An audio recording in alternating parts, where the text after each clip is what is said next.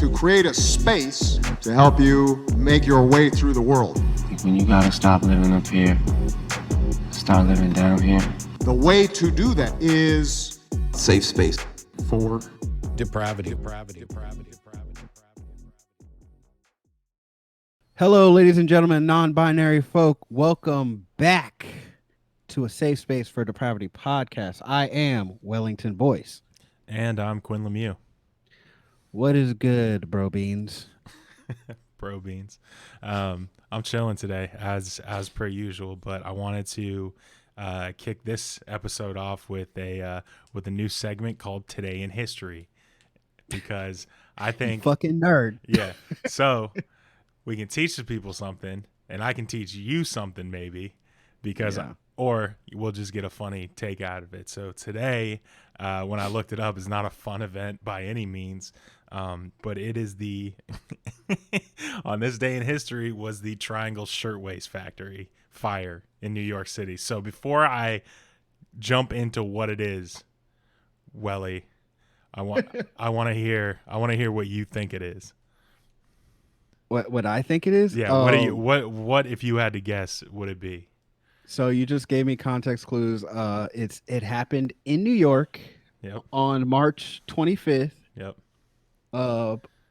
Probably Prohibition era. Okay. Pre-Prohibition. Yeah, I think Prohibition era is fair. You said shirt factory. The Triangle Shirtwaist Factory fire. Shirtwaist. So what they did was make long johns, and because it's like a shirt connected to the waist and pants and shit. And so one day a guy, Bill, was lighting up a cigarette, because they could do that back then in the factories because it wasn't a safety hazard, because niggas didn't have like safety protocols in factories, and probably ashed his cigarette while on break, and it caught on fire because long johns back then probably were made of wool or a highly flammable shit, and it caused a lot of people to lose their jobs, all because of fucking Bill couldn't take his fucking stogie outside, and cost this shirtwaist factory to go out of business. All right. I gotta say that is remarkably close to what actually happened. Are you fucking kidding me? I will say, a lot of people died, and I'll let you guess how many people. You said a lot. Yeah. World Trade a lot, or like? No, not that many. Okay, so ballpark, I'm gonna go anywhere between 75 seems low for a human death America. toll. It seems a little low. I'm gonna go with anywhere between 150 to 300 people. You are absolutely so close. Wow. Today. All right. 146 people died. Damn, nigga. I was shit. So here, round up. All right. So here is the actual story. These two guys had owned a couple shirtwaist factories before. Still don't know what a shirtwaist is after trying to look this up, but prior to the Triangle Shirtwaist Factory, they had two other factories before, and this was like when people were still kind of like, it was essentially working in sweatshops 7 days a week, 12 hours a day, $15 a week. So they had owned two. Wait, you said a week? Yeah, $15 a week. Suck my dick. Crazy, right? So they had owned two of these factories before, and when shit got hard, they just burned them all down and then took the insurance money. So this time around, you have these two guys that had already burned down two factories before with a new factory. And so normally on normal days of operation, they would lock the doors from the outside to make sure people didn't steal shit and take it home. And then normally back in that day, you'd have a bucket of water just around if anything popped off that you would just throw on shit. Oh, okay. Yeah. And so, anyway, what had happened was this guy had ashed his cigarette into a thing of rags, and the whole thing caught on fire. And the only way they could get up or down was in an elevator because the doors were locked. So the elevator could only take 12 people at a time, and there were like 600 people that worked there. And so what ended up happening was the entire building caught on fire and burnt to the ground, and 146 people died. People were jumping out of windows. The fire brigade showed up. The nets weren't strong enough to catch everybody all at the same time. They couldn't get out because the doors were bolted shut, shit like that. And the owners, the only reason they got away is because they went to the roof and then hopped to another roof before the building could burn all the way down to the ground.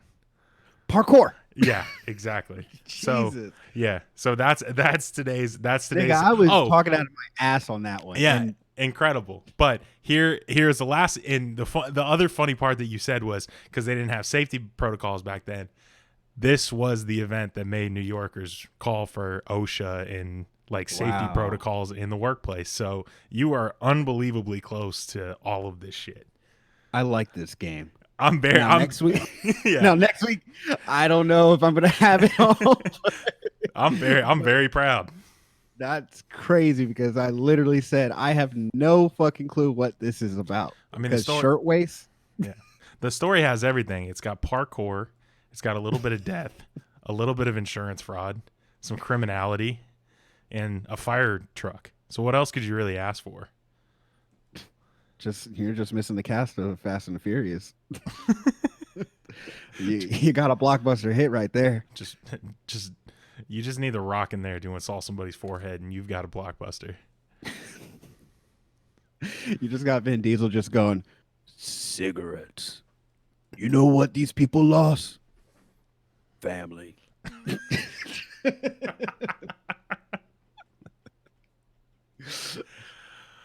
Oh wow, that's phenomenal. I can't. That's crazy. So I'm so blown away that I even accurately got close. I mean, to be honest, if it's definitely something that teachers go through in school. Like I've heard it a couple times just from school stuff. But so maybe that was like way back in your memory. But to pull anything out about this, not consciously knowing anything, is pretty impressive. Yeah, cigarette, like, dog. I was talking out of my ass because it just seemed right. I was improvising the entire story, and that I was trying to be stupid. Ended up looking smart. Yeah, look at you go. I should do that more often. So I wanted to when we were talking about what we were gonna talk about today, because we do, whether or not it seems like it, we do plan these things. The one thing that I wanted to talk about today was just the overarching subject of cancel culture, and the two things that really kind of piqued my interest on this is the fucking continued saga that is haunting David Dobrik and his empire, and the other thing that really set me off too was Chris D'Elia just saying, "Fuck it, I'm putting out content again." Yeah, no, like that's the thing. I was subscribed to Chris D'Elia's podcast back before all this happened, and that last episode back in June, he hadn't posted, and then all of a sudden, 2 weeks ago, on a Saturday, I was going grocery shopping, and I just see, congratulations, it has a new episode. What? Yeah. Oh, I had to. It wasn't a matter of like, oh, you're supporting him. No, I had to hear what the fuck he had to say, or what he could possibly say on an hour podcast after the shit that he's gone through and the shit that he is continuously going through, legal actions and all that. And I was like, okay, maybe he's just gonna announce that, like, because it was titled Human, that he's just like, guys, I'm just helping and trying to become a better person. I thought it was gonna be like that, but no, niggas spent 45 minutes talking about having a son.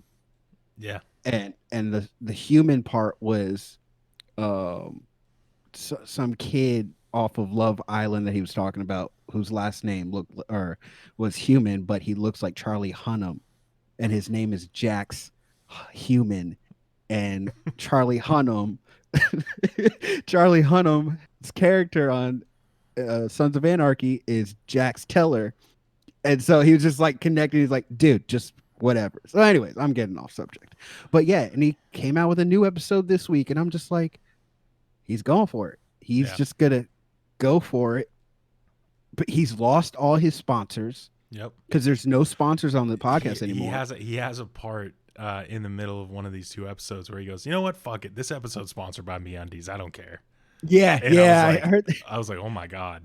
I was just like, sir, they can sue you. Yeah, that I don't know how smart that was, but it was definitely a move. The reason I wanna bring it up because like I'm still trying to work through all of this shit on my own, and I don't know where I land on any of it, but it's one of those weird things where I think there's a couple things that everybody needs to realize, which is and I'll bring up one other thing too. So this happened yesterday. Reddit hired a new admin who used to be a politician in the UK whose father was a convicted pedophile. So this woman, this UK politician, ended up marrying her husband, and her husband had some tweets along the lines of that he had fantasies of a similar nature. And this had all come out, which had basically stripped her of a career in Parliament in the UK. But Reddit hired her yesterday to come be an admin on their website, and everybody was like, "What in God's name is going on here?" Like, what are you doing? Not only is her father a pedophile, but she is married to a man who has talked about this openly, like talked about his own thoughts on this openly on Twitter, and is still married to this person. So a couple things, there's a lot going on here, but my point is that Reddit immediately fired her. And yeah, as they fucking should. But here's the thing though. You don't hire her without knowing who she is. So at some point they looked at that and said, okay, that's okay. And then just moved on. So so one version of cancel culture is that happening. You would think like, and everybody is like, someone who has that kind of background. You cut the fuck out. Well, no, you were saying somebody who has that type of background. I was expecting the end of that sentence. But yeah, no, someone with that kind of background, you would assume like for a job that big that they would do their research. Like, bro, even just jobs, like if trying to get a job with like an insurance agency or like something as far as like Farmers or State Farm, like, nigga, they're gonna see your shit on Twitter and see what you're associated. Like, how does that just go under the radar if this is that big of a news where the UK Parliament was like, nah. So Reddit just ignores it. Yeah, so in my mind, they looked at it and said it was okay because no way they don't. I mean, no way they don't not look at that. So everybody on the site, like subreddits went dark and just turned their shit off, and we're like, yo, we're not going to participate in this if she's going to continue to be an admin. And so one form of quote unquote cancel culture is them just being like, yo, we're not dealing with this and you need to make a change.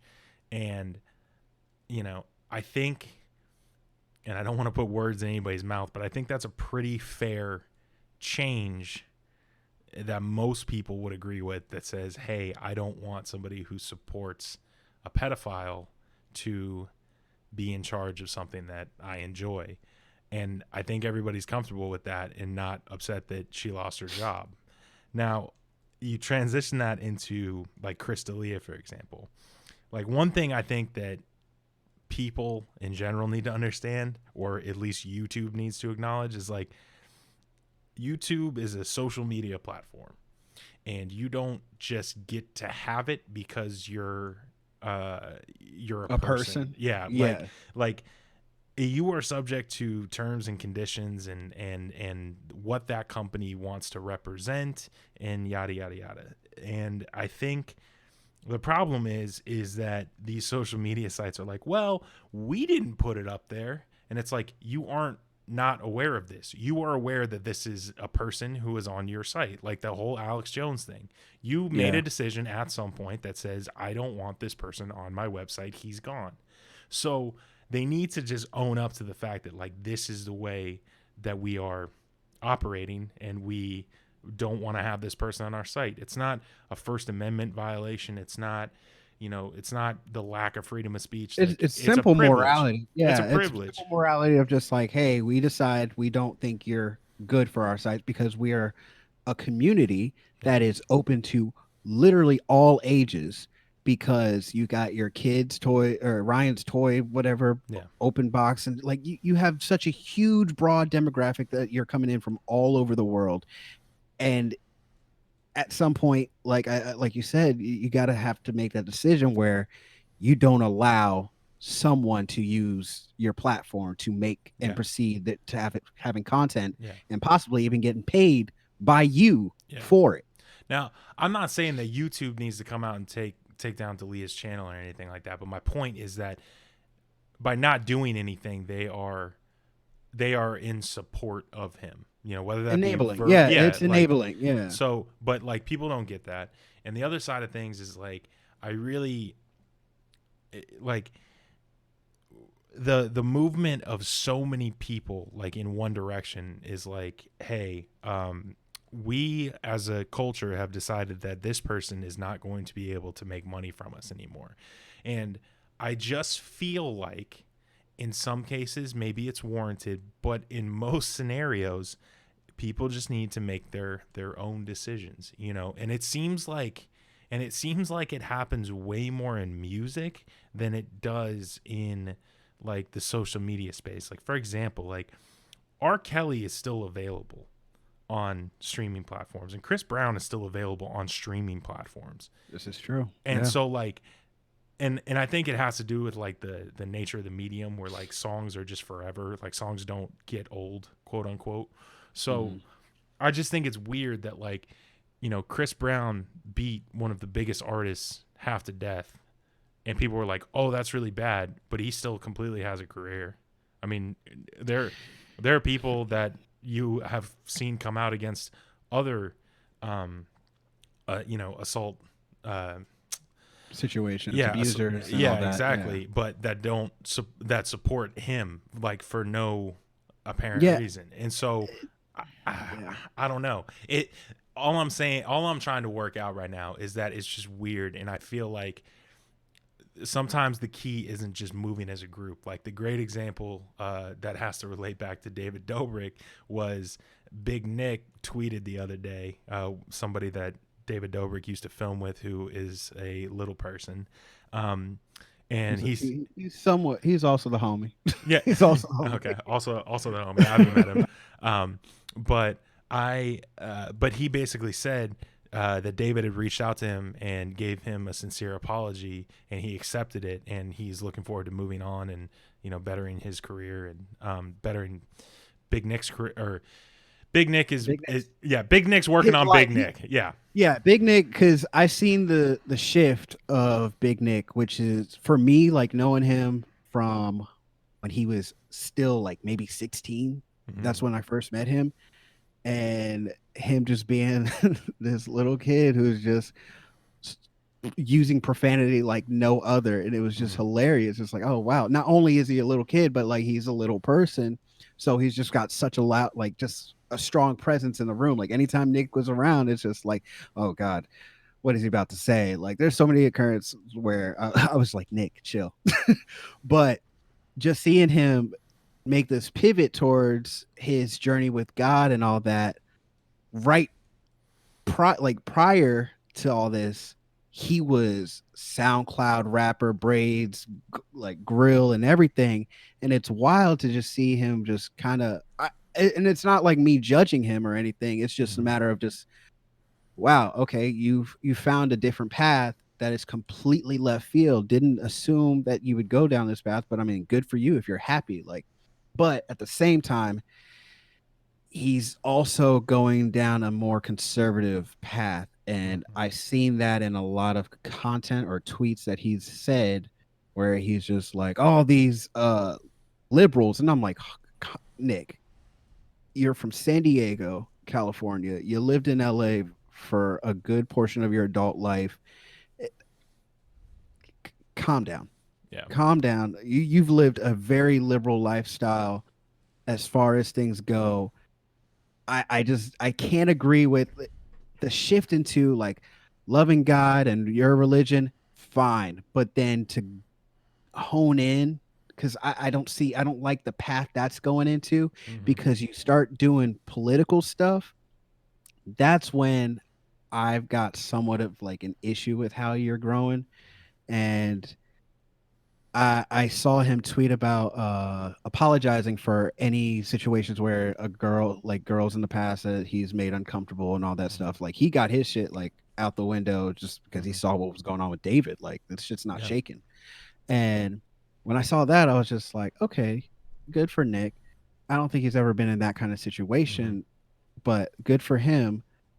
But I'm just hoping he doesn't start doing content with like a Candace Owens, and he's still cool with Joey Salads, and that doesn't sit well with me. He's still cool with Joey Salads, and if y'all don't know who Joey Salads is, not worth fucking mentioning why, because he is one of the bane of my like existence from past events and stuff. But The reason I brought him up is because he has that tweet, and then underneath that tweet, people are just like, well, how much does David pay you to make this tweet and stuff like that? And it's like, all right, listen, here's the thing.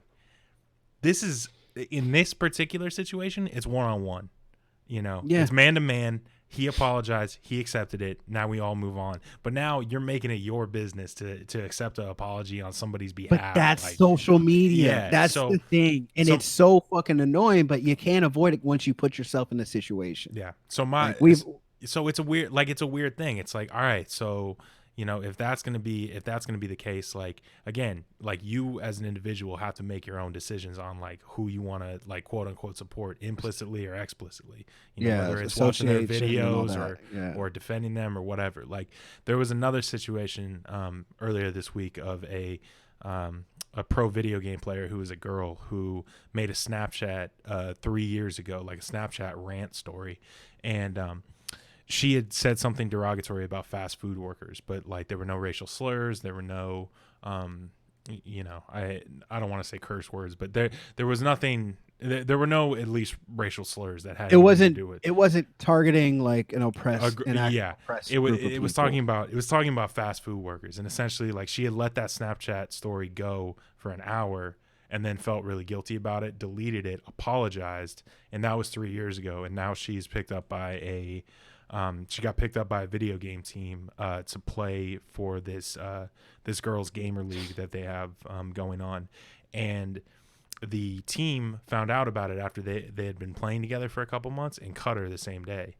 And it's like, to me, like she knew it was bad, and like it was words and they weren't slurs, and granted it can be bad, but like she retracted it almost immediately. And I don't want to give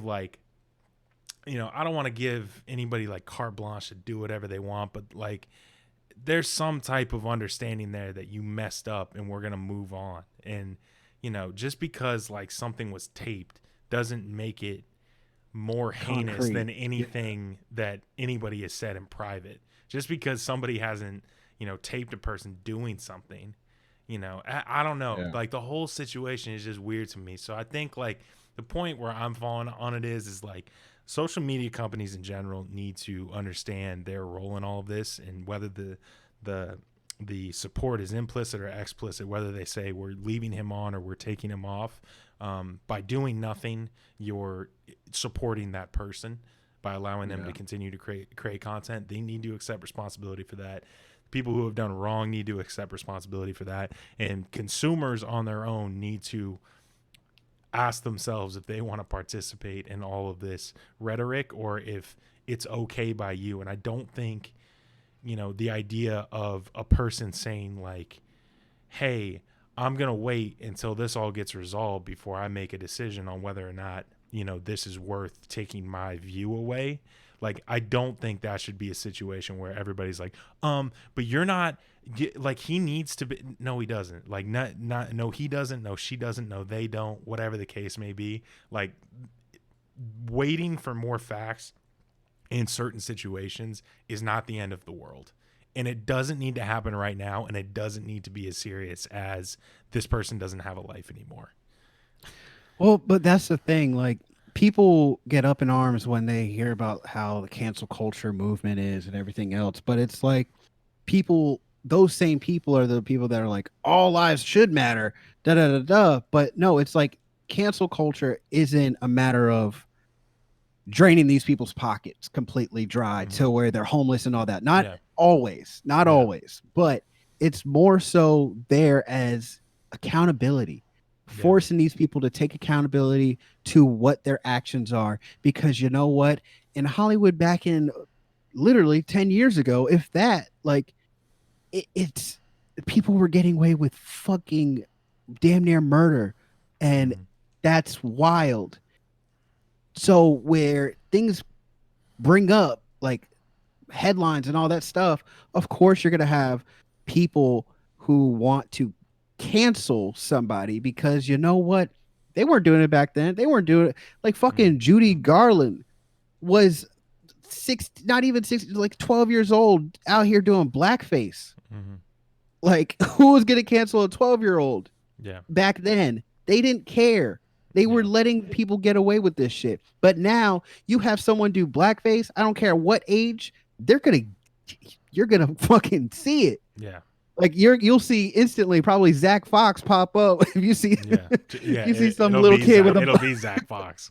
You'll see a little kid talking about some racial shit with blackface, and you'll see Zach Fox post the Anakin Skywalker with the younglings and the lightsaber. Like you'll see some shit like that. Like people are trying to make other people accountable and point out like there are shitty individuals in this world, not only like in social media, but like in real fucking life. Like even with the like hardcore community, like as far as music goes, there's so many bands and artists and whatever that have been canceled in the last like 5 years. One of my favorite bands as in middle school, Aiden, lead singer Will Francis, canceled because you know why? He's a fucking piece of shit.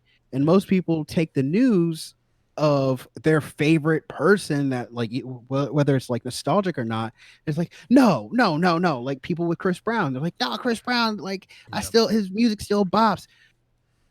I heard the Will Francis shit and almost immediately was like, wow, I can't believe I supported a piece of shit. And take it as that. And I remember even back then, like that was 2016, someone going out of their way and a few people going out of their way to be like, see, fellas, this is how you need to take news about your favorite people and just cut them off. Because it's not a matter of like, oh, I still like, I just refuse to believe it. Like, don't be that person. If there's people coming out with claims, crying out and whatever, even though they're not trying to make it a big deal and they're trying to remain anonymous about it, like guilty. Like if there's multiple accounts, guilty. I think it's hard for people to understand that, but they just want to be like so combative with canceling. Or like just I refuse to do that to somebody that's just trying to make a living. Like I think my part in this is like I just don't, things aren't things aren't like black and white. It doesn't have to be like he's canceled or he's not canceled. It's like everybody, like as a person, you can make your own determination on like whether or not you want to continue doing this. But like it doesn't always need to be informed by like every single Twitter user on whether or not you need to be feeling this way. And that's what people expect. I know, and I get that, but it's like there's just so much nuance that's like that's lost by all of this, and it's not to say that like hear every single thing that has to come out before you make a decision, but like take some time with yourself to like walk through how you would feel about the situation, or how you feel about the situation, before you dive straight into like, hey, somebody said this, and okay, everybody grab your pitchfork and let's go. I'm not saying it's never warranted. I'm just saying like it's getting to a point. It's going to get to a point within the next 2 years if it continues down this path, where it's like anybody that's ever been caught doing anything remotely suspect just loses their job, period, full stop, because nobody wants to deal with it. And that's not the world that we want to be in. Like there was like back in the 90s, Tim Hardaway used some gay slurs. He's an NBA player, and they just sent him his punishment was like a fine, and he had to go hang out at the or take an education course, or hang out at the local LGBTQ establishment or whatever, and like spend 20 hours doing community service over there. And like that's okay. Like it's not necessarily like you don't get to keep your job anymore. It's like, yo, we need to fix some of this, everything that you've got going on. So maybe let's make you a better person in the process, rather than just saying like you did something bad and now you're done here and we don't want to have anything to do with you anymore. I'm not saying it applies in all situations. I'm saying there can be steps to the remedy that aren't, you don't get to have a life anymore, versus we're not canceling you. Like it can be, hey, you need to go learn some stuff. Yeah, but at the same time, I feel like with certain situations, like you said, it's not all, but maybe with some it could help. But certain situations, you can't tell a specific community how to feel if you're not a part of it. True. And that's where a lot of the time when people get enraged, because just like, how are you going to tell me how to feel about a certain situation? Like shit with PewDiePie. I don't fuck with PewDiePie. Fuck him. And I will say that openly to people, and they'll be like, why? And I'm just like, are you fucking kidding me? Yeah. And it's just like, just use Google and everything will pop up. But I remember someone going like, he's apologized though. What the fuck does that got to do with me? Yeah. Like, I don't care if he apologized. But someone else could be a fan of his, could be like, oh, I accept this. That's the thing that people don't understand. There's individuality. Like, I don't have to accept something because that's how I feel. You're not going to tell me how to feel. You're not going to tell me how I should react and how, like, if just because something, like, you like blue cheese, I hate blue cheese. Oh, you're not going to convince me to eat blue cheese because I don't want it. I don't like it. You can enjoy it all you want. That's fine. I'm not going to give you shit for it, but I hate the taste. I hate how it is. Like, that's how simple it is. And that's the whole thing I'm bringing up, because I just feel like, again, like being like me asking you your opinion on something does not represent the monolith of every black thought that has ever come through a black person's head, and vice versa.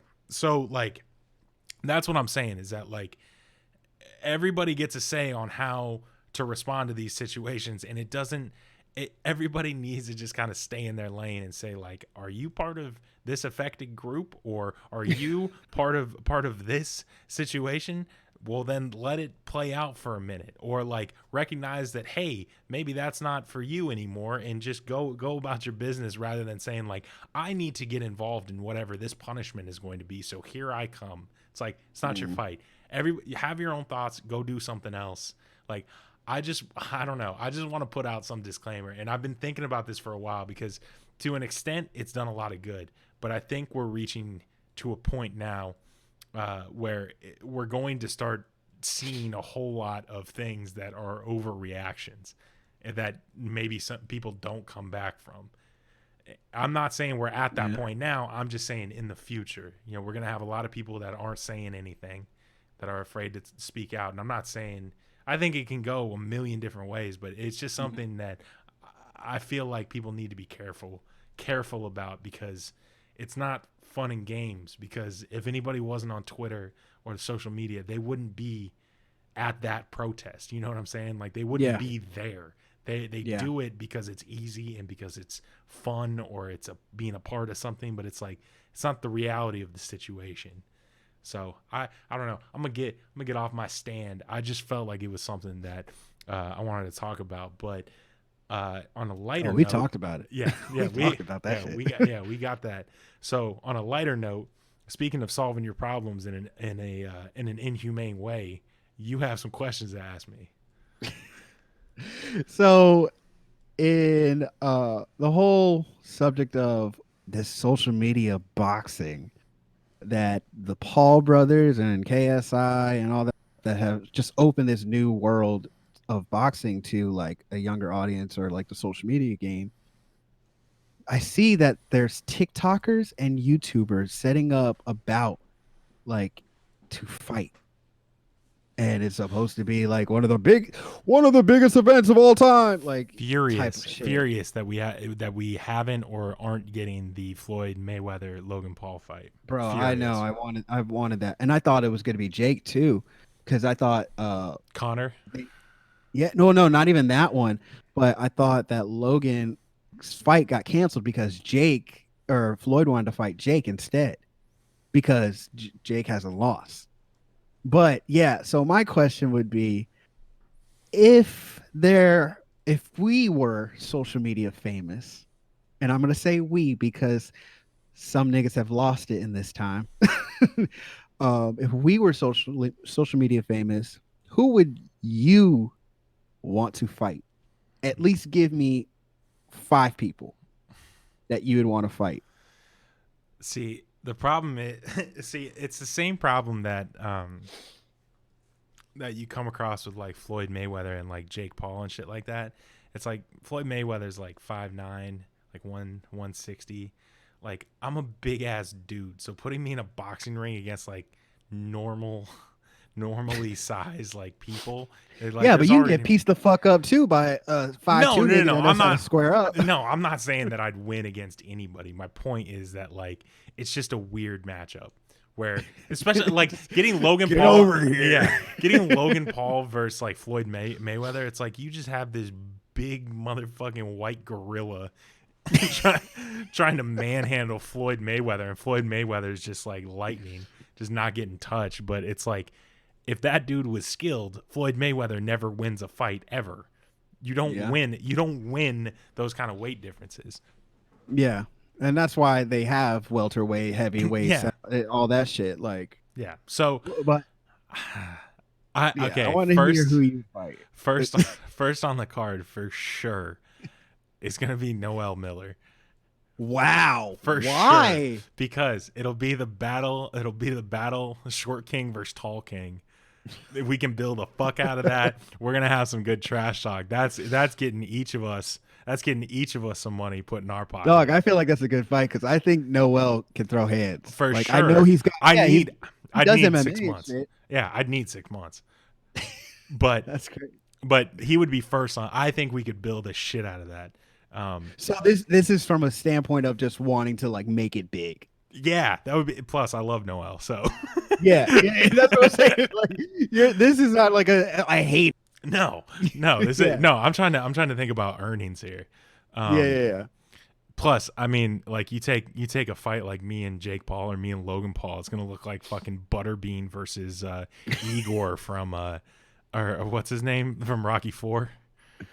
Oh, Ivan or Drago. Yeah. Ivan Drago. So you said Igor, niggas. Yeah. So it'll be I can't go fight the Paul brothers because I'm gonna have to throw haymakers, and I gotta hope one of them hits, and even that's probably not gonna do it. So I'm not fighting any of them. God, who would be like another like good social media matchup? I think like maybe someone like Philip DeFranco. Jeez. Like or just like Markiplier or dog, you're just trying to win at this point. Yeah, I mean, I don't want to go in there and lose. These people just fucking go in there mollywop. Phil DeFranco, I don't even know how tall he is. I feel like I seen him one time at VidCon, and I don't think he's no bigger than like 5'8". It would be another interesting fight would be like me and Jason Nash. Oh my god, this is Just beating the fuck these out are of just Jason's sad ass. fights. Yeah. These are just these these would just be really sad fights. Like given the Noel Miller, I would absolutely pay money for. Yeah. I would love to see you possibly get your ass beat by Noel Miller and be like, that's my best friend. That's it. He Noel being crowned the short king. Like that shit would be Yeah. dope as fuck. But I think I don't know. I'm trying to think like you ever play the game like what's the biggest animal you could kill with your bare hands? Yeah, I've never played it, but I've heard. Yeah, I'm the sorry. situation. I'm sorry if you ever talked about it. I shouldn't say if you ever played it. I was like, I don't think it's come out on Xbox. Actually, before we jump back into social media stars, what would be the biggest animal you think you could kill with your bare hands? My bare hands. Mm-hmm. Biggest animal. Bare hands. Dog. Possibly a wolf. Wolf. A wolf. Okay. And I mean like not it's a husky look. I mean a full on wolf. Do I have a weapon? Your bare hands. Yeah, those are weapons. All right. Okay. You get those things registered. Those are weapons. I'm gonna take that away now. I'm gonna go with possibly an armadillo. You could kill an armadillo. Oh, pretty man, easily. I don't know, man. Like I have enough confidence in myself to be like, I would fucking rock a black bear's day or a kangaroo's day. Maybe a kangaroo. You can't beat something that's 300 pounds. You know what? I'm gonna go kangaroo. Even though I'd risk getting gutted by their fucking claws, if I snuck up fast enough behind it or grabbed its tail, I don't know. Everybody's seen the video where that dude just gives it a right hook right to the fucking head. But I think it would be a fair fight. I think me and a kangaroo would be a fair fight as long as it didn't just like start doing the girl shit and claw in my face. If it wanted to like bow up, nigga, I got that shit. I got Kangaroo Jack. I got him locked in with these hands. I was gonna say cougar, and I'm not saying what. Get the fuck out. Listen. Cougar. Now here's my reason. You're not talking about a 4-year-old woman at this point. No, but here's my reasoning. You're insane. Here's my reasoning. I'm not saying it's gonna be 10 out of 10 every time I win. I'm saying that I could probably go 3 for 10 on a cougar. Dog. And here's my point. And you can win, but you're gonna die. Well, here's my point. You gotta be careful. But if you can break an arm, if like you can break one of their legs, you're good to go. Dog, you're good to go. I don't think you realize like the whipping of the head. Like you get an arm or like the jaws of life are coming at you. It's a big cat. I get that. Oh my god! You said a black bear, dude. How is a cougar? They're not that fast. They're not that fast. And black bears would stand up like my height, so like I could just pop and like sneak up behind and like, dog. I'm getting it right. Mind. They got bigger claws and a bigger jaw than a cougar. I'm getting it right in my fucking armpit, and I'm making it go to sleep. Easy, bro. Just saying. So I said kangaroo because I could do the same thing to a kangaroo, but I could snap a neck. Yeah. I think I don't think I'm going 10 for 10. I think I'm going 3 for 10 if I can get a good leg kick in there. All I got to do is just get one good leg kick and it's night night. Dog, I don't think you are taking accountability of like these things fucking leap and tear shit up. No, I mean I'm gonna be hurting. I'm not getting out of there unscathed. And I'm probably gonna die more times than I live, but I think there's a scenario in which I get 3 out of 10. Dog, I mean, if you have that confidence, I admire it. I don't know. I relish that confidence. So, in the vein of that question, if you had to say, like, who do you think is the biggest social media star that you could actually beat up? Like, who would be the hardest fight? And granted, I don't have any fighting experience at all. So I would have to pick somebody else that's never fought before. And if you gave me a year, I feel like I could step toe to toe.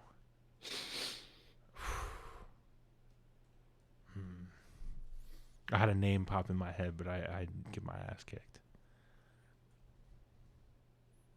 Actually, you know what? Fuck it. I'm gonna say it right now. Pat McAfee. Pat McAfee. Why is? Hold on. I don't even know. The former Colts punter that did the Barstool podcast. Actually, how tall is he? If you can give me how tall he is. Oh, dog. He's 6'1". Ugh, yikes. You know what? Fuck it. I'm just gonna put it out there. I'm gonna put that energy out there and manifest it within the next year. That would be a fight. That would be a fight. Yeah, man. If you, I would want to see you. As long as he can't kick me. As long as he can't kick me. I think I'm lasting a couple rounds. Hands. Yeah. Strictly hands. I think I'm lasting a couple rounds.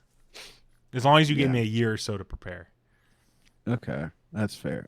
Okay. See me. Any social media person that I would want to fight. Top of the list, Joey Salads. It's funny we talked about it. I absolutely would want to fight Joey Salads. Do you remember the time when like he bumped into me at the party when we went to the Randy shit? No. Yeah, and he came up to apologize for some dumb shit that he said on Twitter, and I called him out on his bullshit.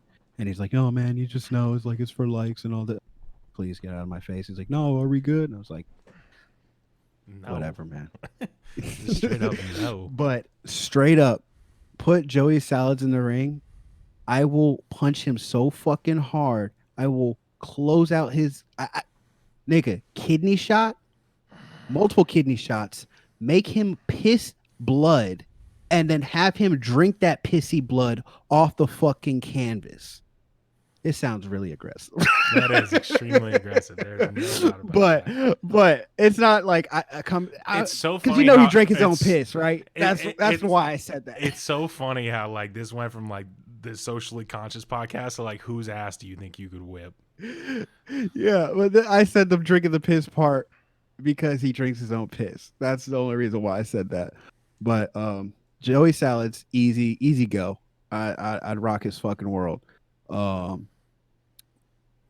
Bryce Hall. Well, wait. Can I say Alex Jones? I'd love to fight Alex Jones. That'd be amazing. If I could step in the ring with bitch tits Alex Jones, I would love. Get back here, motherfucker! I'll kick your ass. He's turning all of our women communists. You're too smart, Joe Rogan. You're too damn smart. That's why it bothers me. Honestly, I would like to fight Joe Rogan, but I know I'm getting my ass handed. Dude, you can't fight Joe Rogan, dude. Who says I can't? He's a black belt. I wish a fucking nigga would say I couldn't. There's a YouTube video. I would fight him. I would lose, but I would fucking fight him in an instant. There are 2 YouTube videos out there. I'm not backing down from Joe Rogan fight. You're an idiot. Number 1 is titled Joe Rogan's kick sounds like a gunshot. Number 2, the number 2 title is him in a kickboxing tournament, and Danielson crane kicks a dude, and his feet come off the ground, and the guy got the wind knocked out of him, and Joe just like that. Joe Rogan wants to fight me. I will apologize and ask if there's anything I can do to get out of his way. If Joe Rogan wanted to fight me, I'd look him dead in his face, and I said, "I fear God. I don't fear a man." I'm a man just like you. I'm a man just like you. I fear God. I don't fear no man. Oh, I will take you on, Joe Rogan. And given, like I said, I might get my ass beat, and I'm gonna add. There ain't no might. I'm gonna add Mike now because you know what? Gunshot legs sounds cute. Sounds. What's the end of this sentence? I don't know, nigga, but I fucking square up with him instantly. Anyways, Bryce Hall. I'm taking on Bryce Hall. Nice. Because 5'0", got it. You give me 6 months, bro. I know that kid doesn't have hands. He wants to fight every fucking person outside of the social media world, fucking old people. Man, rock that nigga's life. I'd make him think twice about dancing on TikTok again. I swear. I would rock his fucking world. Okay. Bryce Hall, if you're listening, highly doubt it, but nigga, I want the smoke. I want all of it. So, also, you know what? I would take on the fight with Jake Paul. If Jake Paul wanted to fight me straight up, I would take it. I would rather fight Jake than Logan. Logan scares the absolute fuck out of me. I would fight Jake. He doesn't seem that smart. Logan's smarter. So, given. And JoJo Siwa.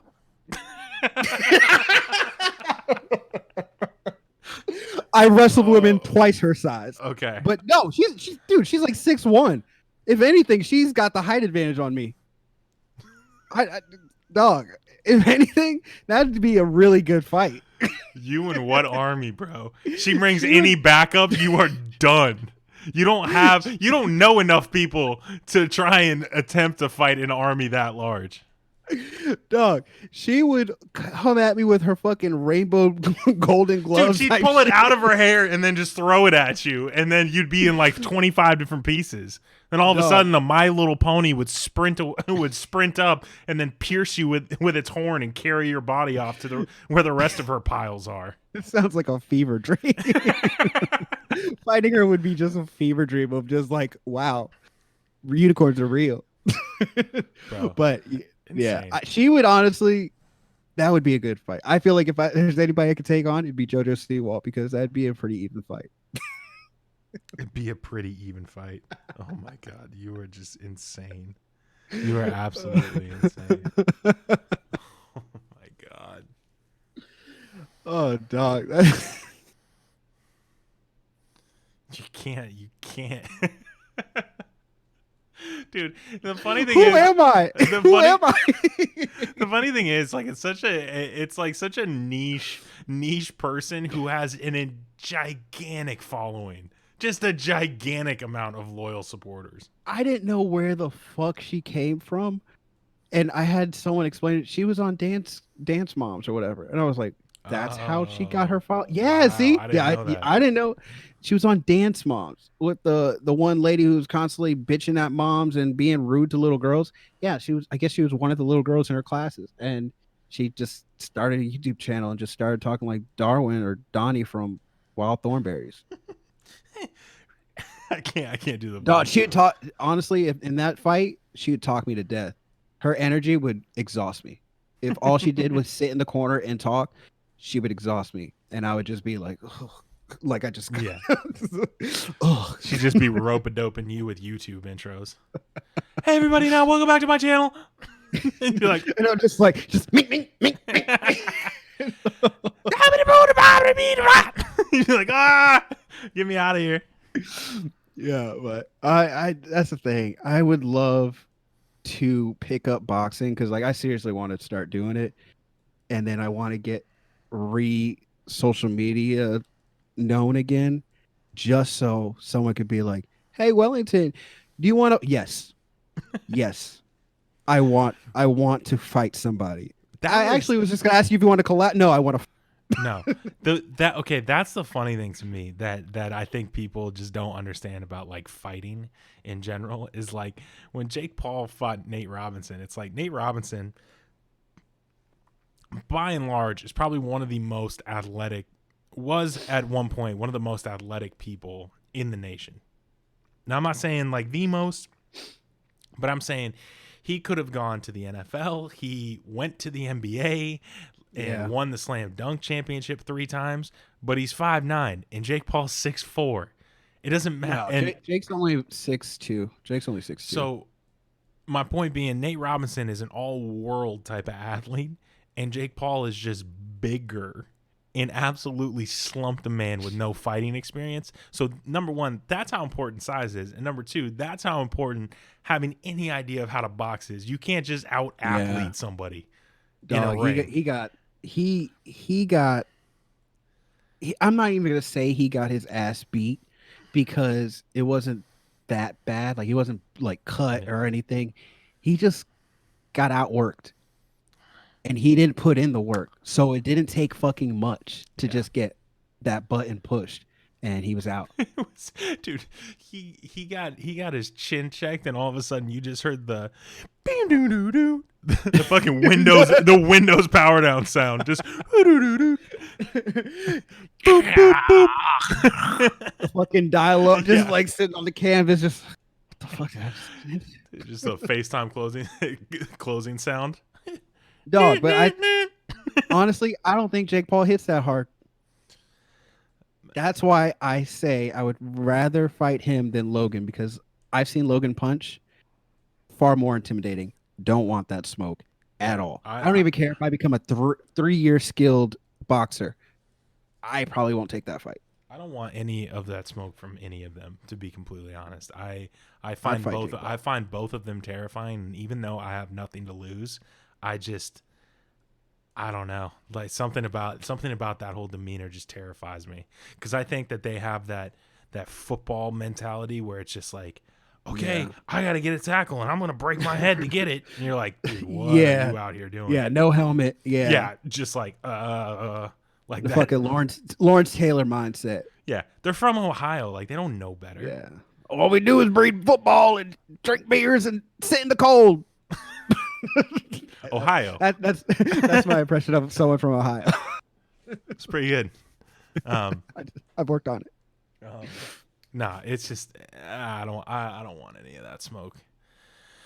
But yeah, man, I don't know. I mean, it is funny that like this is like boxers have been doing this for so long, and they're just like everybody now is like, ooh, that's a really quick way to make a whole lot of money. It's like, have you not seen Floyd Mayweather's bank account? Like, this has been known for like 20 years. And it's now, wild, but like, it's just people are now getting into it. Like this young audience are now getting into boxing. Like, given I wasn't really into boxing, but I always remembered my dad having people over. I'm sure your dad came over a few times, and vice versa. And like, we would have beer in the fridge for fight nights. Like that was such a big thing in the 90s to have like the pay-per-view fight night happen at your house. And that's all I ever watched. And then with this slew of social media people want to fight, I was like, let me watch this. And I started watching, and I'm like, this is good. I mean, it's shitty. It's really shitty. It scratches an itch. Yeah, this is good. I want to watch more of this. Yeah. And so I started just getting really into boxing, and not saying like I'm the diehard, I know every fucking bout and stats out there. It's just like, it's an interest that I want to actually get into to learn that discipline and shit like that. It seems like it would be interesting to go into. I will say, because of Rogan, I have thought about doing jujitsu, just because it just looks like something that you might want to know. You know, I remember motherfuckers in high school that were like, oh yeah, I don't want to fuck with that kid ever. I don't want to get in a fight with him. But like, they'd be funny guys. I don't even remember who, but they're just like, oh yeah, he's a Banks. Nope. Banks. Yeah, immediately Banks. No. I remember him being whatever in the. No, not a chance. You remember Red's dad from Friday when they're trying to pick up the bike, and Red's dad just goes, no. You want some too, old man? No. that is my exact reaction to anything surrounding that. But it's so funny because everybody has those friends, or at least all guys have those friends growing up that are just like way too physical. Like, you make a funny ass joke and you get punched in the arm, you're like, God damn, bro. Yeah, like, don't touch me. I work with a dude like that. It's just like, you know how nowadays everybody's fist bumping, they're doing the high Mandela, not dapping up as Corona. So one of my managers, every time I walk in, like one day he just said, hey man, hey Wellington, what's going on? And I like put my fist out, and he fucking hit that shit. And I'm just like, in my head, I'm like, ow. just oh, too much. Yeah. So now, like, I just always go like this. Like, last second, I lift up, bop, just here. And I hate that shit. I hate people that go all their might right on bone to bone knuckling. It's not that serious, guys. Yeah, but we're winning boxing fights over here.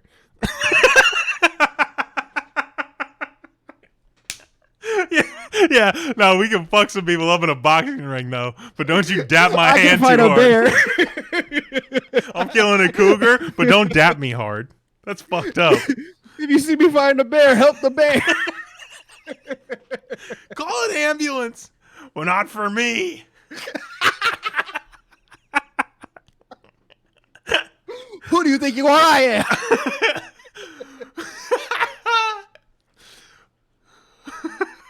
Oh my god, where we're at in time. I feel like I'm feeling delirious at this point.